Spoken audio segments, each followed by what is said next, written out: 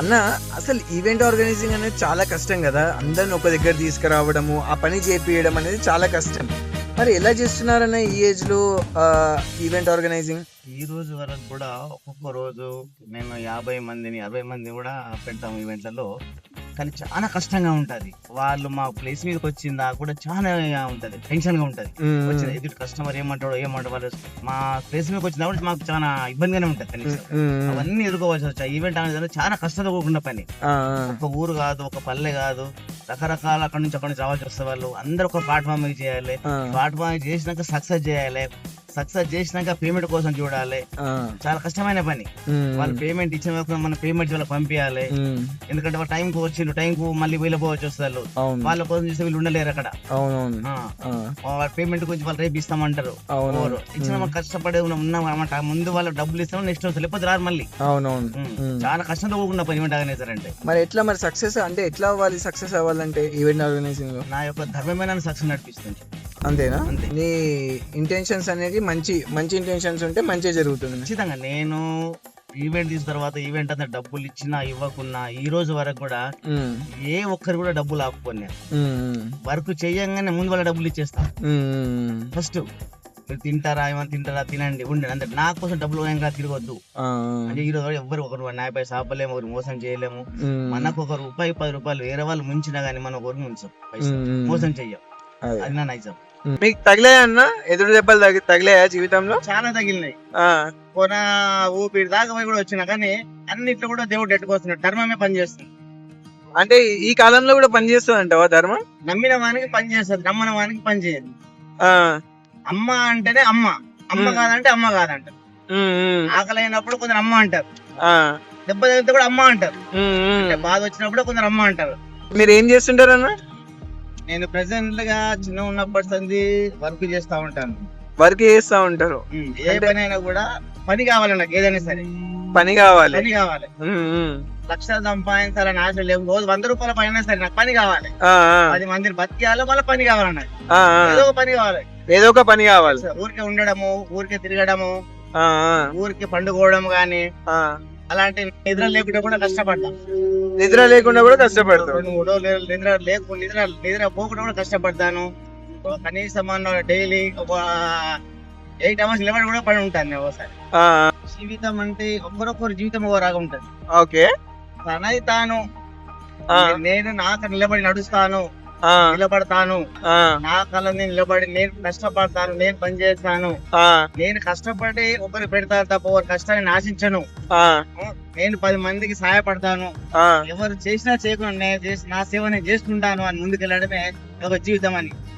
నీ ప్రకారమా లేకపోతే ఏంది? అంటే నాకు నా జీవితం నేర్పించింది అలా. ఓకే. నా జీవితం నా కష్టం నేర్పించింది. ఆ కష్టం అనేది నా జీవితం నేర్పిస్తుంది. నేను ఎప్పుడు కూడా ఎదుటి వాళ్ళని ఆధారపడి ఉంటాను. ఎదుటి వాళ్ళు ఏమైనా ఇస్తారా, ఏమైనా తీస్తారా, ఏమైనా మోసం చేద్దామా, ఎవరిని వెళ్దామా, ఎలాంటి నా కోరికలు లేవు. కష్టపడడం ఒకటే నాకు చిన్నకుండా జీవితం అంతే. కష్టపడితే వస్తుందా మరి? అంటే ఫలితం ఉంటుందా కష్టపడితే? డబ్బు సంపాదించకుండా సరే కానీ ఆనందంగా ఉంటది కష్టపడితే. ఏ దేశమైనా, ఏ ఊరైనా, ఎక్కడైనా కూడా భక్త అనే ధైర్యం, కాన్ఫిడెన్స్ ఉంటది. కష్టపడిన వానికి ఇది నా ఇల్లు, ఇది నా ఊరు, ఇది నా పైసా, ఇది నా వస్తువా, ఇది నా పండి, ఇది నా కారు అంటాడు. కష్టపడే వాడికి ఇది అన్నాడు. ఇది లేకపోతే ఇంకోటి సంపాదిస్తా కష్టపడి. యూరోప్ ఇంకూరో భక్త, నేను ఇంకే దేశానికి భక్త. తనకు తాను కాళ్ళు గడ్డపడి కట్టి ఉన్నంత వరకు ఆ మనిషి కూడా ఎక్కడైనా బతకొచ్చు. అదే జీవితం నేర్పిన కొన్ని పాఠాలు చెప్పన్నా. నేను చిన్నగా ఉన్నప్పటి నుంచి కష్టపడే మనిషిని. నేను చదువుకుంటూ కూడా కష్టపడ్డాను. నేను రోజుకు 10 రూపాయల పని చేసి కూడా 6 మందిని పోషించాను. నేను ఆ పైసా విలువ ఏందో నాకు తెలుసు, ఆ కష్టం ఏందో నాకు తెలుసు. కాబట్టి ఎప్పుడు కూడా కష్టాన్ని నమ్ముకోవాలనే కోరిక నాకు ఉంటుంది. సో కష్టమే ఫలితం. కష్టాన్ని నమ్ముకున్నవాడు ఎప్పుడు చెడిపోడు, ఎక్కడ చెడిపోడు, ఎక్కడ కూడా తల వంచి కూడా ఉండడు. కష్టపడే మనిషి ఎక్కడైనా మాట్లాడతాడు. ఒకరిని మోసం చేసే మనిషి ఏదో కూడా తల వంచుకుంటాడు ఖచ్చితంగా, ఎక్కడైనా ఒక దగ్గరైనా. ఇక్కడ నుంచి ఎక్కడి వరకు వచ్చావు? అంటే నువ్వు ముందు ఏం చేస్తుండే, ఇప్పుడు అంటే ఏం చేస్తున్నావు? నేను చిన్నగా ఉన్నప్పటి సంది ఒక చిన్న స్టాక్ నాకు తెలియనప్పుడు నేను పని చేసుకుంటూ ఒక్కొక్క సైకిల్ వస్తువా ఆ, ఓన్ గా సైకిల్ తయారు చేసిన ఓన్ గా సైకిల్ తయారు చేసుకున్నావు. చేసిన దగ్గర పాన్ ఆడుకోవచ్చము నట్టు ఏదో ఒకటి అది ఇది అది సెట్ చేసి ఓన్ గా సైకిల్ ఫిట్ చేసుకొని ఆ, నేను పనికి వెళ్ళేవాడిని ఆ, ఆ. 13-14 కిలోమీటర్ 13-14 కిలోమీటర్స్. ఆ సైకిల్ మీద ఆ, రోజు సైకిల్ మీద పనికి వచ్చేవాడిని నేను. ఆ, ఆ, ఆ సైకిల్ మీద ఓకే. సైకిల్ పని చేసుకుంటూ కొన్ని చెక్కలు దమ చేసి సొంతగా ఓన్ డబ్బా చేసుకొని ఆ, చిన్న చాయ్ హోటల్ పెట్టి ఆ, చిన్న సైకిల్ రిపేర్ కావచ్చు, ఒక సౌండ్ షాప్ కావచ్చు, చాయ్ హోటల్ గానీ పాన్ షాప్ గానీ ఆ, ప్రతి ఒక్క ఓన్ బిజినెస్ గా ఓన్ టాలెంట్ తోని చిన్న ప్రతి ఒక్క పని చేసుకుని ముందుకు వెళ్ళాను. ఆ, ఏ పని చేసినా ఓరు చేసే పని నేను చెయ్యను.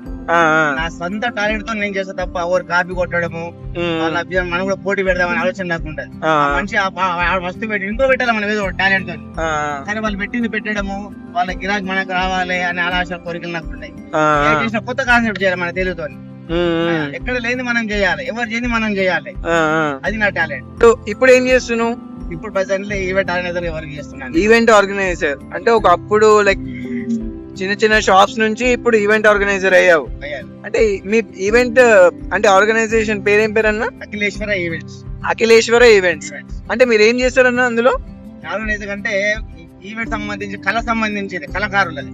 కళాకారులది. కోలాటం కావచ్చు, చెక్క భజన కావచ్చు, ప్లస్ దాండియా కావచ్చు, బర్త్డే ఫంక్షన్స్ కావచ్చు, ఫంక్షన్ కావచ్చు, పెళ్లిళ్ళ ఆర్కెస్ట్రా కావచ్చు, మన ర్యాలీ ప్రోగ్రామ్ కావచ్చు, డప్పులు గాని డోళ్లు గాని బోనాలు అలాంటి ఏ కళాకృతం ఏమైనా కూడా నేను అరేంజ్ చేస్తాను. నేను అని అరేంజ్ చేస్తారా? జీవితంలో ఫ్రెండ్స్ ఉన్నారా అన్న మీకు? నాకు ఫ్రెండ్స్ చిన్న ఉన్నప్పటి నుంచి తక్కువ, నాకు ఫ్రెండ్స్ ఎక్కువ పెట్టుకోండి. అవునా? ఎందుకన్నా? అంటే ఫ్రెండ్స్ వల్ల టైం వేస్ట్ అవుతుంటది. టైం వేస్ట్ అవుతుంటారు ఫ్రెండ్స్ వల్ల. మరి సంతోషం అవిటికన్నా? సంతోషము ఆటోమేటిక్ గా వస్తా ఉంటాయి, పోతా ఉంటాయి. సంతోషం చేత ఉండే ఏవి కూడా. కొందరు అనుకుంటారు తింటే సంతోషము అలాంటి నాకేది నచ్చదు. నాకు పని చేసి వెళ్ళిపోతానే ఉంటుంది. నీకు బాగా సంతోషం ఇచ్చేది ఏంటి? నాకు సంతోషం రోజు పని కల్పిస్తే ఆనందంగా ఉంటాం. పని ఉంటేనే రోజు పని కల్పిస్తే ఆనందంగా ఉంటాం. రోజు పని లేకపోతే ఆనందంగా ఉంటారు చాలా మంది. నాకు పని ఉంటేనే నేను యాక్టివ్ ఉంటాను. ఉదయాన్నే లేస్తాను. ఏ రాత్రి ఎప్పుడు 12 గంటలకు వండుకో, ఉదయాన్నే ఖచ్చితంగా 5 గంటలకు లేస్తాను. నేను 5 గంటలకు లేస్తాను ఖచ్చితంగా. అంటే ఎలా అలవాటు అయింది అది?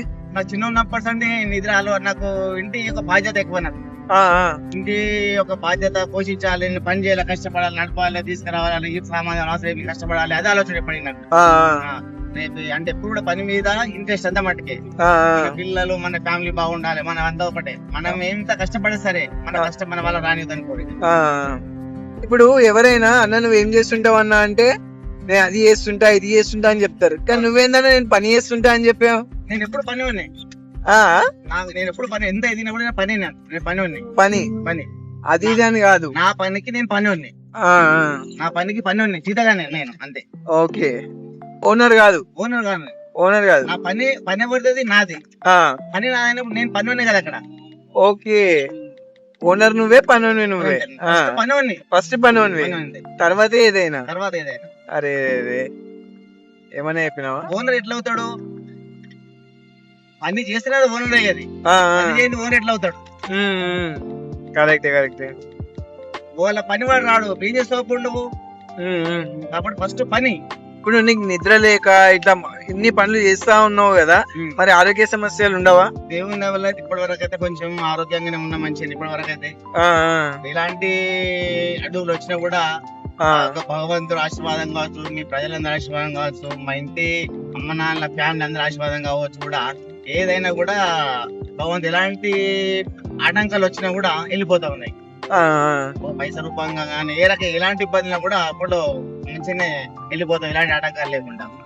మీ ఈవెంట్స్ ఎక్కడెక్కడన్నా అంటే ఎక్కడెక్కడ ఆర్గనైజ్ చేస్తారు మీరు? ఈవెంట్స్ తెలంగాణలో ఎక్కడైనా చేస్తాం. టోటల్ తెలంగాణలో ఎక్కడైనా చేస్తారు. మిమ్మల్ని చూస్తేనే అసలు అంటే మీరు ఇప్పుడు డ్రైవ్ చేస్తున్నారు కదా, నేను అసలు అనుకోలేదు మీరు ఈవెంట్ ఆర్గనైజర్ అని చెప్పి. మీరు చెప్తుంటే, మీరు వీడియోస్ చూపిస్తుంటే అసలు ఆశ్చర్యపోయాను. అసలు ఈ ఏజ్ లో మీరు ఈవెంట్ ఆర్గనైజర్ అయ్యారంటే అంటే మీరే స్టార్ట్ చేశారు అంటే అసలు గ్రేట్. అసలు అంటే మీ అందరి యొక్క సలహాలు, మీ అందరి ఆలోచనలు, మీ యొక్క ఆశీర్వాదాల వల్ల ఇలా ఉన్నా. నేను గొప్ప కాదు అక్కడ. మీ అందరి సలహాలు కావచ్చు, మీ అందరి ఆశీర్వాదాలు, మీ సూచనల మేరకు ఇలా ఉన్నాను. నేనేం చేయలేను. ఈవెంట్ ఆర్గనైజర్ అనేది ఒక్కడు కానీ అందరితోనే ఒక్కడు తప్ప ఒక్కడు కాదు మళ్ళీ. అది అందరు ఉంటేనే ఒక్కడు పని అవుతుంది. ఒకడు అందరి వల్ల ఒకడు, అంతే. వాడి వల్ల అందరు కాదు. కాదు. అంటే ఇది ఎంత కష్టపడి ఉంటే నీకు అర్థమై ఉంటది అనేది చాలా మందికి ఎవరికి అర్థం అవ్వదు ఇది. అంటే మనకు ఎవరి కోసము మనం బ్రతకొద్దు, ఆ, ఎవరు ఏమనుకుంటారో మనం బ్రతకొద్దు, ఆ, ఆ. మనం ఏందనేది కావాలి అక్కడ అంత మట్టికి. మనం ఏమవ్వాలనేది ఉండాలి. ఎవరు ఏమనుకుంటారు, మనం ఏం పని చేస్తున్నాం, మనం ఏం అవ్వాలి. ఆ, ఈ రోజు కష్టపడుతున్నా, ఉమ్, ఈ రోజు ఎన్ని పైసలు వస్తే ఎన్ని ఖర్చు పెట్టాలి మనం, ఉమ్, ఉమ్, రేపు ఎన్ని ఖర్చు పెట్టాలి, ఆ, రేపు ఏం పనికి ఇస్తాయి పైసలు. గుడ్డోనికి గుంతలు తెలివాయి, ఆ, కొన్ని సైలతో వెళ్తా ఉంటాడు, సైగతో వెళ్తా ఉంటాడు. మనకి ఎలాంటి గుంతలు అడ్డు రావు, ఆ, ఎలాంటి కూడా ఏమి కింద పడడు. మళ్ళీ గుడ్డోడు ఆ. మంచోడు కింద పడుతూ ఉంటాడు, మంచోనికి అన్ని అడ్డంకులు, అడ్డంకులు వస్తాయి, వానికి అన్ని కనిపిస్తాయి, వానికి అన్ని కనిపిస్తుంటాయి. గుడ్డోనికి ఏం కనిపించవు. భూతత్వం ఉంటది, ఆ, కళ్ళు కనిపిస్తుందంతా, ఉమ్, కళ్ళు కనిపి ఏది ఉంటది, కన్ను సైలతో వెళ్తా ఉంటాడు. ఆ, అదే ఆ సైగని ఆ నమ్ముకుంటున్నాడు. సాగి నమ్ముకుంటాడు కాబట్టి. ఆ, కాబట్టి ఎప్పుడు కూడా ఏదైనా కూడా ఆ నమ్మకం అనేది కూడా ఎక్కడ పోదు మనిషి నమ్మినప్పుడు కూడా. థ్యాంక్స్ అన్న. Thank you. ఈరోజు మనం కలిసినందుకు చాలా ఆనందంగా ఉంది యాక్చువల్లీ. అసలు ఇన్ని నేర్పిస్తారని అనుకోలేదు. Thank you so much.